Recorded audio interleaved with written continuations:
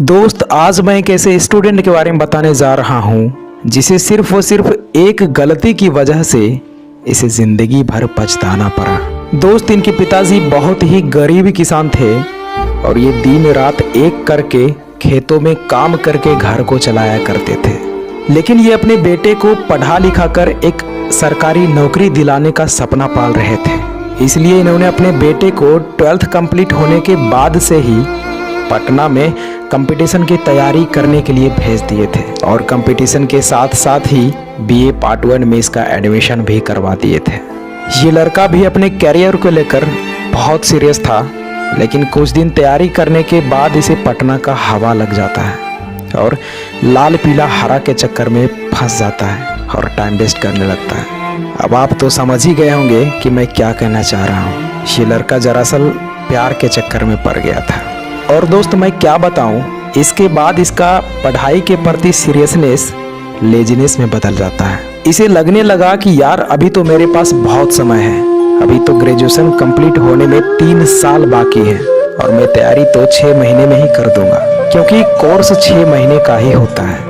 लेकिन शायद इसे ये नहीं पता था कि उस 6 महीने में पढ़ाया गया चीज़ों को कंप्लीट करने में बहुत समय लगता है और इसी गलत फहमी में जीने लगा और पढ़ाई कम, प्यार का चक्कर ज़्यादा करने लगा। हालांकि बीच बीच में इसे रियलाइज़ होता था कि मैं गलत कर रहा हूँ, लेकिन दोस्त, इस चक्कर में जो एक बार पड़ जाता है ना, वो इतनी आसानी से बाहर नहीं निकल पाता है। ये जीवन की सच्चाई है, जितना जल्दी समझ लो उतना ही बेहतर होगा। ये लड़का इसी तरह अपने जीवन के 3 साल ऐसे ही बिता दिए और अभी तक ये क्लास का ही चक्कर लगा रहा था।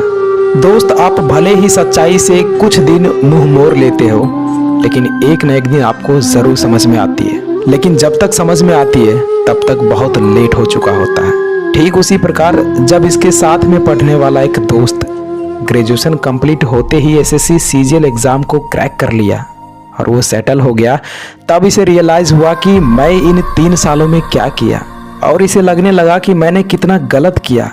पिताजी का मेहनत पानी में फेर दिया, कैसे कैसे दिन रात मेहनत मजदूरी करके पैसा भेजते होंगे और मैंने ये सब चुटकियों में बर्बाद कर दिया। ये लड़का को अब सारा कुछ दिखने लगा था, लेकिन तब तक बहुत लेट हो चुका था।